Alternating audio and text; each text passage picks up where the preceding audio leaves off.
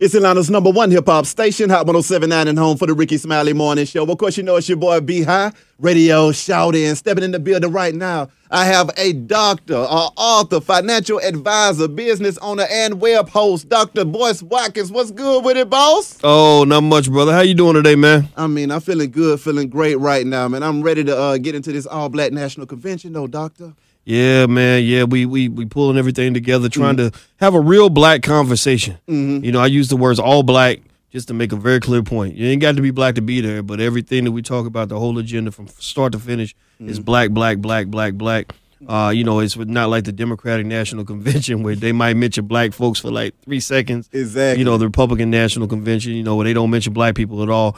I wanted something that clearly had the word black in it. That's right. And we used the word all to double, sort of make the double impact. And it's going really, really well, man. People are really excited. I mean, what topics are we touching in this convention? A lot of topics. Everything from the struggles with the educational system, police brutality, the issue with intergenerational wealth. We're going to show the film Resurrecting Black Wall Street, have a conversation on what it takes to build a Black Wall Street in your family and in your community. We got wealth experts coming in from all over the world. We also have conversations on black men, sort of rebuilding the image of the black man in America. We're actually launching Black Men United, our advocacy group for black men. So it's a strong panel. We got different brothers from different perspectives, from David Banner and Killer Mike to guys like Dr. Roosevelt Mitchell III, Yurima Karama, et cetera, who are going, you know, and also, in fact, there's a brother named Ken Williams, who's a former police detective, who's going to talk about police brutality. And so just lots of experts, man, that just, you know, are going to create something that I think is going to be just beautiful. Now, what is it that made you go ahead and decide to do the convention to begin with? I don't know, man. It came kind of like a flash of inspiration, to be honest with you. I mean, we have been doing events all over the country. We've probably gone to maybe 25 cities like this year. Yeah. And it was like, I just said, you know, we need to do something really special. And I just thought about it. Let's do a convention. Let's call it the All Black National Convention. And it was almost like you're sort of moving on faith, because a lot of times to do things at that scale, you have to have corporate sponsorship and just big money. And we didn't really have the resources. We had gotten kind of we wiped ourselves out in making these movies that we have been making, because we're trying to make, you know, create a film industry as well. But I just felt the spirit, man. And one thing I know about doing things that are bigger than yourself is that you're usually never going to feel ready, you know. And also what happens is you'll surprise yourself. You put the pressure on yourself. You just go hard and you have faith. And next thing you know, things kind of unfold. And so I've grown through this, man. I mean, I really didn't know exactly how it was going to turn out, but the support's been amazing. And now we're starting to hear from all these people around the world who are excited just like we are. How do you feel when you look up and you see your people helping to finance what's going on through group economics? I think it's incredibly important, because black people have to realize that we are not economically and psychologically handicapped. You know, we have been brainwashed to believe that we are a charity case, that we don't have the capacity to educate our own children, that we don't have the ability to create our own jobs, that we don't have the ability to do anything by ourselves without somebody coming along and saving us. And to understand how racial inequality works, think about how many things that white people do for themselves on a regular basis that we just don't believe we have the ability to do on our own. And I think that's wrong. And so maybe with this particular convention, there's no corporate sponsorship. Money ain't coming from outside the community. The bulk of everything comes from two companies I'm a part owner in. One is the blackbusinessschool.com, where we got 30,000 students, mostly black, who are learning business and economics and everything else, and how to start companies and all this other stuff. And basically the revenue from that is what's being used to finance all of this. And then also greatblackspeakers.com, which is a company, my brother owns it, but I own a percentage of it. And it's the largest black-owned speakers bureau in the country. And from the very beginning, when I first began my career as a public scholar, when I left the corporate plantation at Syracuse University, one of the things I wanted to do was to say, okay, I know who my heroes are. My heroes were Cornel West, Michael Eric Dyson, Julianne Malveaux, Louis Farrakhan, at that point, Al Sharpton. We don't really talk to each other as much, the Jesse Jacksons, et cetera. And so I felt that the next step in our evolution as a community would be, and again, at that point, it was a pipe dream. I mean, wasn't nobody really checking for Boyce Watkins at that time at all. And I said, but the next step would be for us to develop these platforms and spaces for ideas to be shared, but to sort of have it structured in a more independent way, in a sovereign way, right? Because think about this. Most of the time throughout history, when a black person got out of line and said things that the majority of America didn't want to hear, first thing they do is they take your platform, to take away your money, maybe ruin your reputation, right? Why? Well, because that show you're on is owned by a network owned by somebody else. Those books you writing, the publishing company is owned by somebody else. That record deal you got, the record label, I mean, I could go on and on and on, right? You giving speeches over the speakers bureaus controlled by somebody else. So when you become kind of their least favorite Negro, they're gonna castrate you and throw you out the window and replace you with somebody else. So what we did was we tried to structure our organization. It was tough, but we structured it from the ground up to be protected against that kind of backlash. And what it does is it translates into a kind of freedom of speech that I think is pretty unique. I'm not really scared of anybody when I do what I do. I'm not scared to say nothing about anything. And I know I'm still going to have that 3, 4, 5 million people a week that we reach online. And it's a beautiful thing. Speaking of another beautiful thing, financial lovemaking 101. Yes. Break that down to me, because see, one thing that I've noticed with my brothers and sisters, if they come together in a union, okay, it's already hard enough to get us to come together in a union, okay? We get them together, but they come in and they say, I came with this, you came with that, and I don't want to hear nothing else. How do we get them to bring that together? You know what? It's funny. What you just said sparked a lot of thoughts, and I'll try to spit them out one by one so I don't sound crazy. But first thing is, there's two things we tend to think about a lot in adulthood. It's money and sex. Every day we think about one of those two things, or both of them, probably several times a day. I mean, people that say that they don't, they lying, right? So, and it's interesting that given that those are two things you think about the most in adulthood, it's ironic that these are the two things that most families never discuss in the household, right? You talk to your mom or your daddy about sex, the conversation is, well, just don't do it. I mean, that ain't gonna work. And just save your money. Right. I mean, right. We've been, human beings have existed for millions of years. People gonna always be having sex, right? And so same thing with money. Money becomes just such a powerful force in the lives of all of us that it's crazy that we would go into a capitalist society where money moves the whole society, and you don't understand nothing about money. It's a lot like being thrown into the NBA and you would never dribbled a basketball. You don't even know which basket to put the ball in, right? And so that's where a lot of us are. So when I thought about how to teach money, see, just money by itself, just worshiping money and all that always bored me. I was never interested in that. But I was intrigued by the power of money and the way it shapes people's lives, the way it shapes us as human beings. So as I would look for creative ways to talk about money, I realized that money can easily be linked to things that we understand from birth. Things like love and sex and relationships, right? You ain't got to teach nobody how to have sex. You know what I mean? They figure it out. You know what I mean? You ain't got to teach them how to fall in love. It just happens. And what's ironic, what's very interesting is that there are an infinite number of ways I can show you how the way you see money, the way you do business, the way we choose to buy black or not buy black, all of that links back to the universal language of love. And if you understand love, then you can understand investing, you can understand risk return, you can understand all of that. So financial lovemaking was just kind of like a fun little exercise. So a lot of couples will read it to talk about how they can merge, because that's the thing. Black people, unfortunately, because so many of us are traumatized and have that distrust, we have a hard time loving each other. And the way a love relationship works is the same way an economy works. When you don't have trust, then you don't have exchange, right? Like if you got a business and I'm a consumer and I don't trust you, I'm not going to give you my money, right? Or if you're a business and you don't trust me as a customer, then you're not going to treat me. You're going to treat me in a way that's not going to make anything good come out of that relationship, right? In fact, you have a lot of black business owners who say, I don't sell nothing to black people because black people, they always asking for the hookup. They ain't never got no money. They don't never pay on time, right? That lack of trust, right? Well, that same lack of trust that we have that keeps us from buying black is the same lack of trust that we have that keeps us from maintaining our marriages. It's the same lack of trust that causes so many of these young ladies, unfortunately, to have a baby and the daddy's gone before the baby even turns 1 month old. I mean, think about it. You know what I'm talking about? And I'm not dissing it. It's just real. We see it, right? Like what the hell has to be happening that y'all get together, make a baby, and the dad and the family split up before the baby even comes to this planet and rebreathes his first breath? One of the things I always say, the kids didn't ask to be here.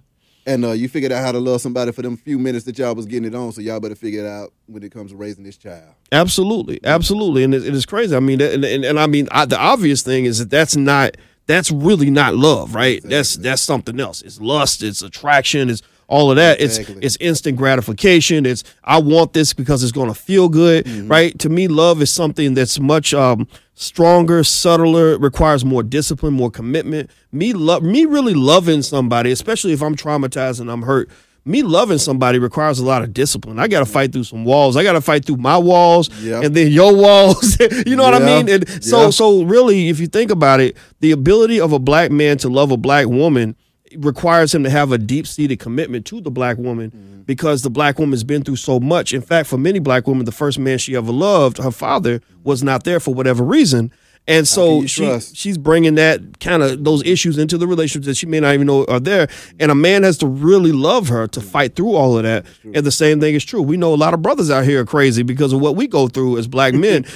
So black people loving each other requires a lot of work. So to me, that same love language must translate into an economic language. In order for a black consumer and a black business to love each other enough to want to support each other, you got to fight through some stuff. You're going to deal with some black businesses that might disappoint you. That's right. That might not have the service you want, that may not have the prices you want. But if you really love your community, you know what I mean? If you're not just sort of in it because you're looking for the cheapest price all the time, then you're going to stick with it. One black business lets you down, you go find another one. So it's all the same thing. Another question, how easy is it to really invest? Because a lot of times we all see lump sums of cash, but we just don't know where to put it. Okay, you don't trust the bank, you don't trust yourself. You just say, you know what, let me just put the money out of sight and out of mind, and I'll come back to it, and hopefully it's magically grown somehow.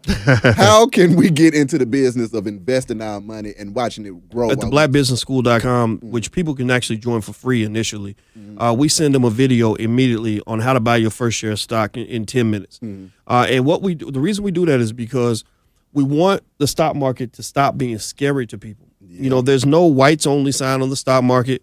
You ain't got to be a millionaire to be in the stock market. You ain't got to have a PhD in finance to invest in the stock market. When you look at the gap in wealth between the rich and the middle class and the poor, most of that gap can be explained by one major factor, and that is stock market participation. You see, your money is not, you ask a 4-year-old, like, what is money? A 4-year-old will say something like, money's what I use to buy stuff, right? Or I can go buy candy with that, right? But then you go up 20 years, that same person might still think that that's what money is, that money's just used to buy stuff. And that's what they call consumption. Money's not supposed to be used all the time for consumption. Money is capital. Capital is supposed to grow. Capital is supposed to make you more money. It's like if I got a bushel of apples and all I see is how good I'm going to eat in the next 10 minutes, I'm missing the point. The value's in the seeds, right? And so long story short, when it comes to investing, first and foremost, I encourage people to just take the baby steps to start getting into the stock market.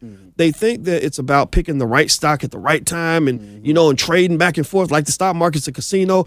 It ain't none of that. No, really, and I've studied all this. My whole dissertation was on the stock market. I know I studied the data, the history, all of that. And I'm going to tell you like this. Look, basically like this. If somebody wants to get started in the stock market, all they got to do is take about $100 a month and invest $100 a month in the market. Just pick any stock. Doesn't matter what stock you pick. Just randomly pick stocks, do $100 a month, and keep educating yourself over time. And I guarantee you, in 20, 30 years, you're going to have money. You're going to have a lot of money. And so some people may say, well, 30 years, I don't want to wait that long. But if you got a newborn baby, I mean, think about this. You do that for your child from the time they're born. And by the time they're 30, they got hundreds of thousands, if not over $1 million available in the market. That's a game changer for them. They can make different life choices than you made. They're not going to have to go in debt to go to school. They're not have to go in debt to buy a house. They're not going to have to go in debt to get married. You know what? They're going to be able to quit their job and start a business and get the money without it being a big deal. And so the biggest thing about wealth building that I think a lot of people forget is that wealth building, if you look at most wealthy families throughout the history of the world, most wealthy families accumulate their wealth over many decades, many generations. Wealth building is not a sprint. It's not a sprint. It is a marathon, and it's a relay race. It's something where you run as fast as you can. You hand the baton off to your kids and make sure they're in a better position than you were. I'm glad you said that, Doctor, because when we think about wealth and trying to have money as black people, we want what LeBron has. We want what Jay-Z and Beyonce has, because those are the images that we see in our faces on a daily basis. And we say, you know what, I need 100 million. I need $500 million. I need to be knocking on $1 billion myself. So let's talk realistically speaking. If you're trying to come out of the hood and you want to make sure that your child is living good, what is the steps that they need to take with their tax return February? Okay, it's funny, but actually, I had to start with what you were saying about LeBron and all that, man. I was talking to the brother who was on A Different World, who played Dwayne Wayne's friend Ron. And it's funny, man, because he said something that I thought was real cool. He said people don't understand that 80% of the wealth in this world has been in the last 2 years was created in Silicon Valley in technology. That literally, if we were as committed to technology as we are to basketball and singing and dancing and rapping and balling and all this other stuff, we could take over a sector that literally is where money is just being printed every day. You know, you can't afford to buy a house in Silicon Valley because there's so much money out there, right? And so basically, you know, if you talk about, you know, where the money's at, the money's not in entertainment. Most entertainers I know, you know a lot of entertainers too. You know the real story. A lot of these entertainers are not doing very well. They are this close to being homeless, and they're trying to maintain an illusion for the public, you know, fake it till you make it. You know, so you know, basically what I would say with our kids is we got to just realize like where the money's at. Mark Zuckerberg, who created Facebook, Mark Zuckerberg makes more money in a month than LeBron James will make in his whole entire life.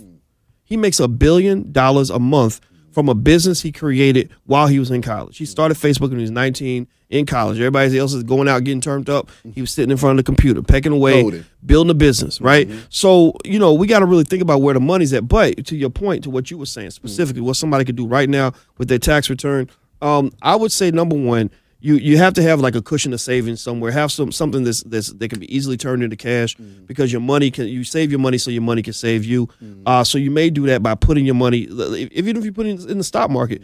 The stock market is liquid. Liquid means that it can easily be turned into cash. If you need the money tomorrow, you sell the stock and you got the cash.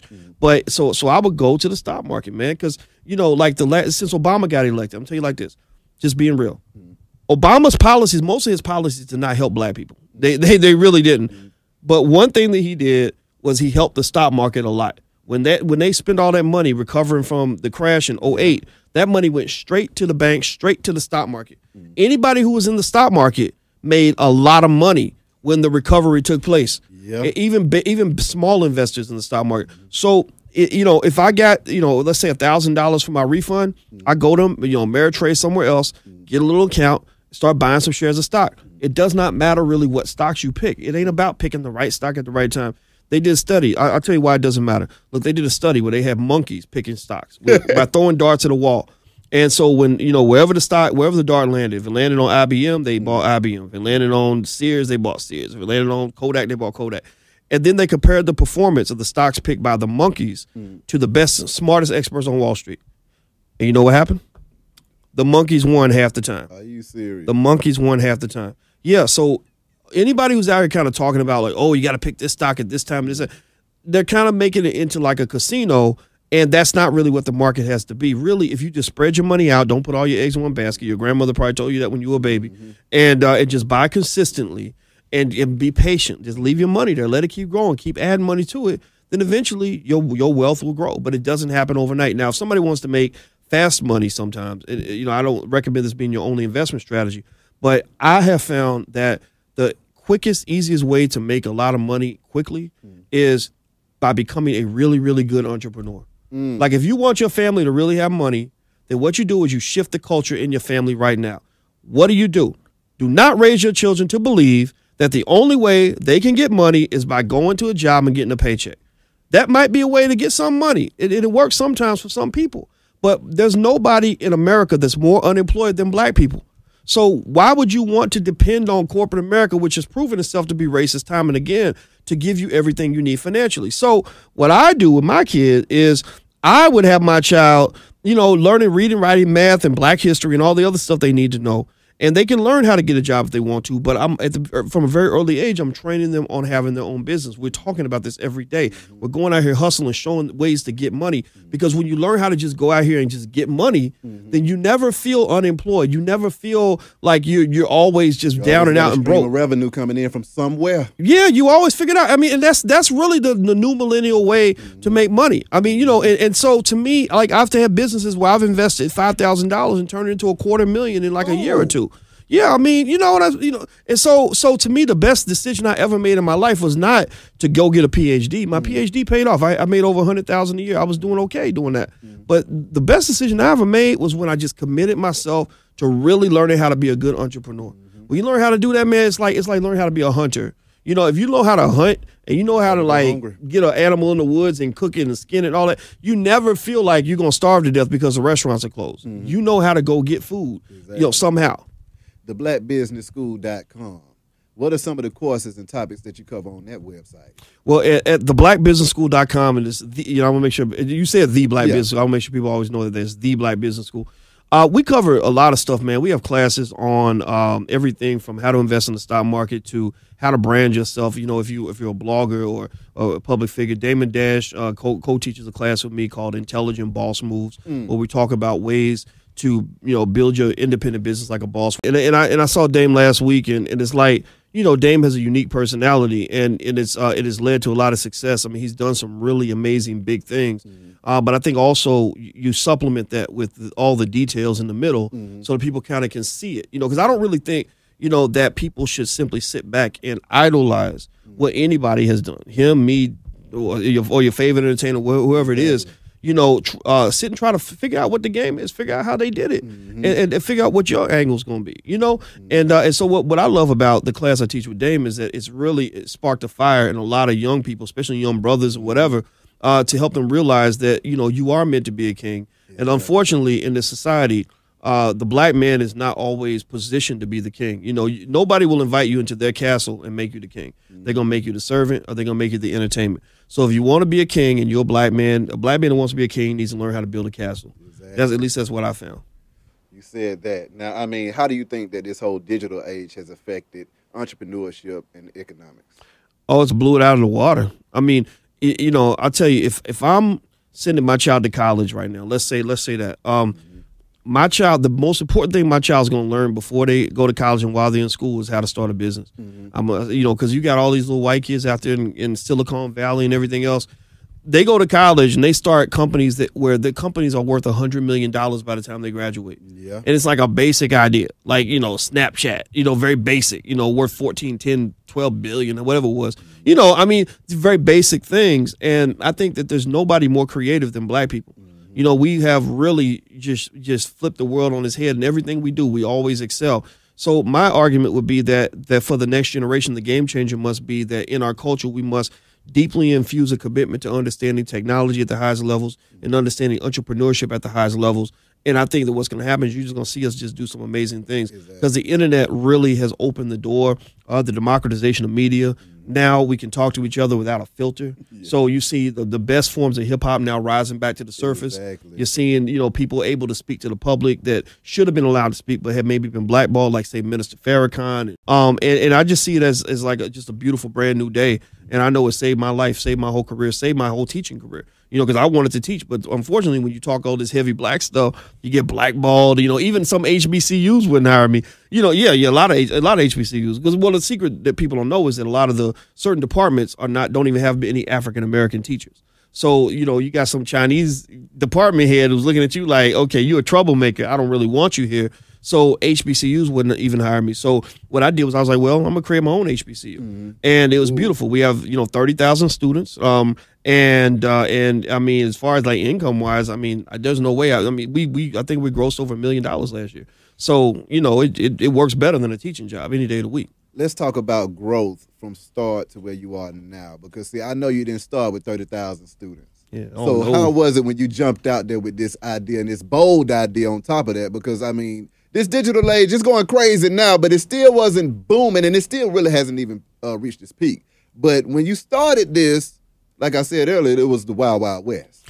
Yeah, and it still is. It still is. But, I'll say when I first started doing a lot of this, it was like maybe 04, 05. The first thing I did was, because back then, for example, it wasn't cool to self-publish your own books. I self-published my book. It was everything you ever want to know about college, and I did it very badly.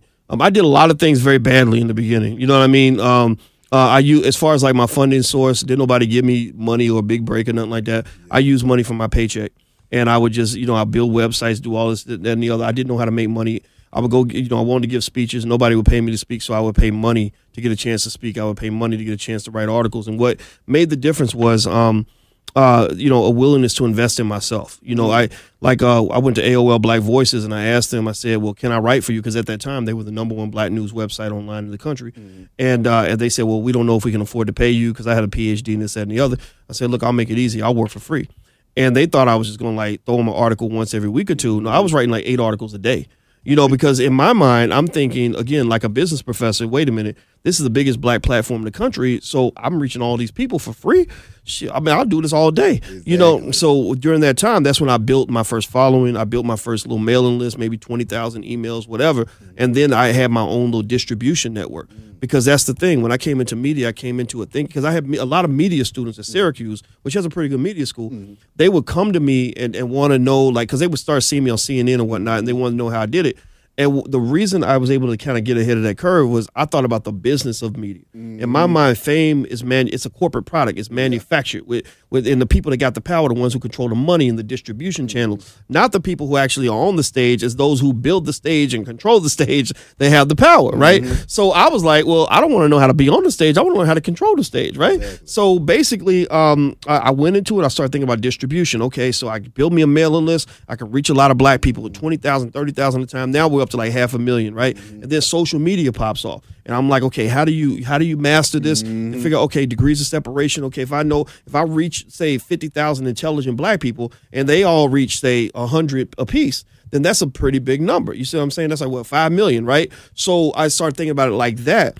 And so what we did was I realized that you can actually build a distribution channel, a distribution network through social media, through email, through Twitter, through Facebook, through all of that, right? So long story short, that's how we built our network, man. And so to me, I was always a teacher. I was a businessman and a teacher. As a teacher, I thought of the internet as a giant classroom. You see what I'm saying? So when I get on my YouTube channel and we got like 100, I think we get about 3 million views a month, something like that on it now. Every day I go in there, I'm like, this is my classroom, man. And I love it because I always felt that the things that I was learning, my people needed this information. And what got me ahead of other scholars is that they were still thinking that it was 1995. They're still overcommitted to a system that has proven to be racist, dead, and antiquated. Exactly. Exactly. And I was like, well, okay, y'all's asses can sit in the back. Y'all just stay in academia, keep being turtles, keep hoping that maths are gonna hook you up. I'm gonna run over here and see what happens. And it was beautiful because honestly, I didn't have any competition. I'm not the only smart scholar out here, but I was like, yo, if I can't outsmart you, I'm gonna try to out hustle you. And then lo and behold, over time, it just kind of built up. Give me that camera, JG. If y'all do not listen to exactly what he just said and follow him step by step, use the damn fool. Use the damn fool. Okay, now, doctor. Now, because you just gave the whole game to these folks, and the folks don't run with this, they don't have no excuses. I don't want to hear no excuses after this. Now, you and Dame Dash coming together, getting into the films and stuff. How do you feel about getting into the content game? You know what? I've always seen the content game as a part of what I did. Creating content is easy in my mind because I don't think of it as something that has to look a certain way all the time. It's more about the substance. I've never been a person that's really thought much about flash. I try to think about substance. I try to learn about flash, but substance is, I think, my strength. And so ultimately, to me, content is it could be a tweet, it could be a Facebook post, it could be a short video, and so what I realized was, like, in Hollywood, they overspend on everything. They spend, they'll spend, $100,000 shooting a 3-minute scene in a movie, crazy stuff like that, stuff that don't make any sense.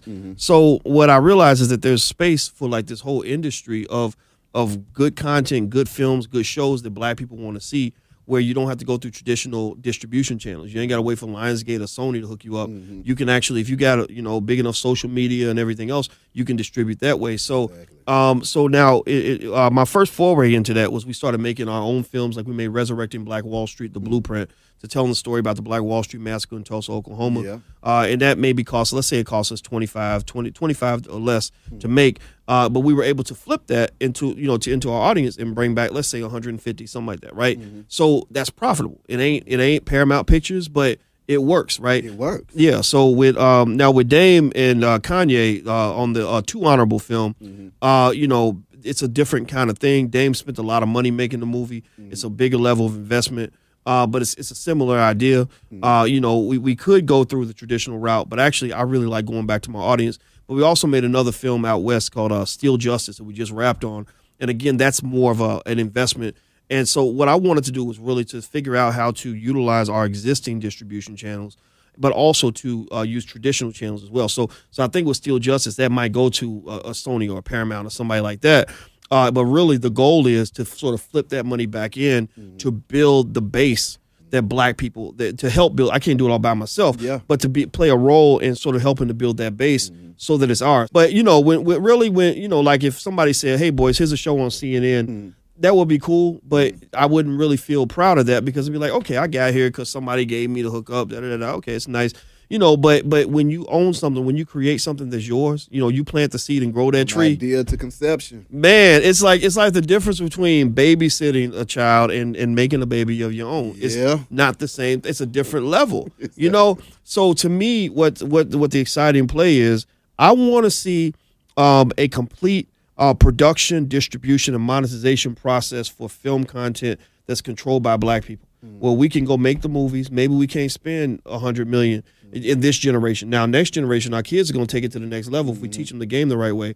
But maybe we're spending less than $100,000 per film. But then when that film gets done, we make the distribution deals where you go through the digital channels. You got, you know, millions of loyal black people who, again, who love the community enough to say, I want to be a part of this. I'm going to support this if it's good. And then also you maybe have a chain of black venues to watch these films. Now, I would call them black movie theaters, but they wouldn't be movie theaters in the traditional sense. It would be just venues with lower cost leases that are comfortable places for people to go watch a movie. You see what I'm saying? Like, so to me, that's exciting because I could see that in my head. You know what I mean? So like this year, we're gonna make, I think, about 6 movies this year. Next year, we're gonna go for like 15 to 20, and we're just gonna do our best, man. See what we can do with it. Now, for those youngsters and just creatives out there right now, see, the issue that they have no shortage of ideas, okay? And they can create anything from scratch. But crossing that chasm to monetization, that's really where the issues lie. How do you monetize that good idea that you have? Okay, 2 things that people got to understand about what you just said. Number one, an idea ain't shit. An idea is like... It's a figment of your imagination until you make it real. You know what I mean? Like it can be great. It has potential, but it's nothing when you first have it. And anybody that's how you know the difference between somebody who's actually built something versus somebody who just has an idea. People with the idea really think that because having the idea is like most of the work. You know what I mean? Like that's not even 1% of what you got to do. It's like the difference between making a baby and raising a baby to the age of 18. Yeah. You know, you can make a, you know, that's the idea. Right. It takes 157,680 dedicated hours to raise a child to the age of 18, but you can make a baby in 5, 10, 15 minutes, depending on how much time you take in the process, right? So ultimately, I would encourage people to make sure you understand that an idea doesn't mean anything until you breathe life into it. And breathing life requires thousands of dedicated hours of your time. So you can have a 1,000 different ideas, but there's only going to be maybe 4, 5, 6, 7, 10 that you can raise all the way to fruition. Just like a person, theoretically, a man could make 1,000 babies, but he can only raise a certain number of children. You know what I mean? In a proper way, right? So when you talk about raising your ideas, make sure you're mature about that. But then also the monetization piece, what that comes down to is something, the conversation I have with a lot of artists. I have a lot of hip hop artists that'll hit me up. And I tell them, you know, my theory is that if you're in any kind of entertainment industry, anything, you should spend as much time studying business as you spend studying your art. You know, like I can think about 2 young artists that came to me. One of them I'll say his name, the other one I won't because I don't want to embarrass him. But one of them is D1. D1 is an artist from the South, very intelligent young guy, man, and makes good music, doing really well. When we have conversations, we don't talk. I mean, he's in the studio. He's making music like everybody else, but he wants to know business. We're talking business. We're talking about distribution, you know, monetization, ticket sales, marketing, all of that. The other guy makes just as much music as D1, but he don't want to do the business part. You know, I'd be like, hey, well, you know, check out, maybe you could check out some of the stuff. Here's some stuff that, you know, that me and Dame were talking about, how he built Jay-Z up when nobody was checking for Jay-Z. And he's not interested in that. He's interested in the flashy part, being on stage, you know, holding his nuts and all that. And it's like, okay, I mean, you're not learning the whole complete process. So you're going to always kind of be beholden to people who understand how this whole machine works. This is a business. And if you don't understand business and you go into this industry, you're probably going to be exploited or neglected or very frustrated. Things will happen that you'll never really understand. You know, like you'll see a lot of artists that don't understand, like, well, my music's good, why won't they release it? Or I'm really talented, why can't I get a deal? You know, and it's all about knowing how the business is set up. What are some key factors in the business that everybody needs to focus on when they're thinking about cranking up their business? Well, you know, I would say that, you know, that the power, first of all, the power typically is held by the person that can get the money, right? And so, you know, if you have some ability to get access to capital on some level, that gives you strength. Also, there's ways to build a brand or to build a distribution channel to build the business, by scaling down based on what you got, right? So you know, when I start a new business, I don't go out and drop $80,000 trying to make it go. I might put $200 or $500 and just see if I even have a market. I test the market out. You see what I mean? And then if it works. If it works the same way you could take $1 million and turn it into $2 million, you should be able to take $10 and turn it into $20, right? Yeah. You know, and that's what tells you if you got something, right? And so I would say that, you know, just kind of seeing everything, seeing all of entertainment as production, distribution, monetization really goes a long way. What's production? Production is just the creation of whatever you're gonna make, your album, your film, whatever. The distribution is getting it in front of people. You know, how do you get it out there, right? In front of eyeballs. Monetization is, how do you turn fame into fortune, right? People talk about, you know, people being rich and famous, but no, they don't always go together. There's a lot of people who are famous that are not rich. Broke. And it comes down to the ability to take that visibility and get the consumer to engage or to get something to happen that will allow you to monetize that. So whenever we put out a film or anything, we're always thinking, okay, what's the best monetization method? Do we let people in for free and make our money on the merch? Do we bundle the products a certain way? Do we charge for this and not charge for that? Do we get them to pay for this person and then tack this other thing onto that? You see what I mean? And the business people kind of know all of this, because a lot of times it's about how you skin the cat that really makes a difference in whether or not you're going to get access to what you're looking for. Now, when you're thinking about the monetization part, do you think you should go corporate or go direct to consumer? You know what? I think it depends on what your opportunities are and how it works. I had a conversation with an artist about that one time where he had already established the ability to sell, let's say, $200,000 or $300,000 worth of albums on his own, and he got offered a record deal. And I said, okay, so you got to ask yourself, what's the value added on this deal that they're offering you? You don't want to get a corporate deal just because, see, sometimes we feel better, like if we're signed, because corporate America kind of legitimizes us. It's like, you know, I'm with Cash Money or I'm with so-and-so. So you start to feel like these labels kind of like, and I think black people, unfortunately, we're more susceptible to that because we need labels to feel validated, you know, and I don't think that's healthy, but we do that sometimes. But truth is, like, there's some situations where what the corporation is going to do for you is something you could already do yourself. You know, in fact, you may be giving them more than they're giving you. So, for example, I had a radio network offer me the chance to do a show. And I said, okay, well, I can already do a show online myself and reach a lot of people. Like, what are you adding? And they were like, well, you know, we can't pay you that much, or the amount they were going to pay me was minimal. And the market wasn't that great. And I said, okay, so what you're doing is you're telling me you're going to eat up a lot of my time, utilize my audience, not compensate me, and I don't really feel like I'm really getting anything from this, right? Now, if they had come up and said, well, you got the network and the distribution, we're going to come up with some money because you're already a proven commodity. You're not a nobody that has nothing, then that would make more sense. You see what I mean? So I think it's a matter of figuring out, you know, where you're at. Like, so for example, if I have no platform, then maybe corporate's better because they can give you that platform. Yeah. But if I've already got a platform that's working pretty well, like if I'm a guy like Prince E. I don't know if you ever seen Prince E. This dude puts out videos and gets, 30 million views, and whatever, he's already touring around the world just off of that. That I don't really see how a corporation, unless a corporation was really advanced in their thinking, could really offer a deal to him that would even entice him if he's monetizing that even at a minimal level. I mean, lastly, Doctor, the All Black National Convention, hit that one more time, man. Yes, the All Black National Convention. We are going to get together and we're going to talk about all the issues that Black people need to talk about. We're also going to show 3 films. We're going to show Hidden Colors 4, Resurrecting Black Wall Street, and the third film is Generation 1, basically how to establish generational legacies in your family as it pertains to wealth. A lot of people don't know, for example, that 70% of wealthy families lose all their money within one generation. Right. So that's because you're not teaching your children everything you figured out in your hustle. So we're gonna be there for 3 days in Atlanta. Give me a couple of those little nuggets that we got to teach these kids so they'll know what they're looking for. A couple of things that kids need to learn in order to make sure they can build wealth and take care of the wealth they're given. Number one, knowledge. Every Black child in America should learn the fundamentals of entrepreneurship at a very early age.